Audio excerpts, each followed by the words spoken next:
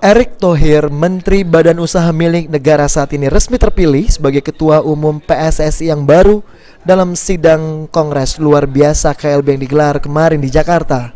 Terpilihnya mantan Presiden klub Inter Milan tersebut membawa angin segar bagi dunia sepak bola tanah air.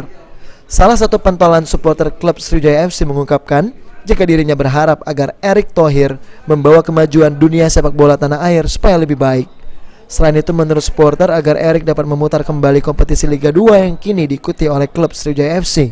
Kami harap Erick Thohir yang berkorban banyak dari sisi materi untuk PSSI, untuk sepak bola Indonesia. Dan kami berharap di bawah kepemimpinan Erick Thohir, PSSI berbenah. Dan kami minta tolong kepada Erick Thohir, tolong buang orang-orang lama, mafia-mafia bola, pengaturan skor, dan termasuk masalah Liga 1, Liga 2, dan Liga 3, terbaru Liga 2 dan Liga 3 harus cepat digulirkan karena kasihan dengan tim dan para pemain yang terlantar saat ini tidak bisa mencari nafkah.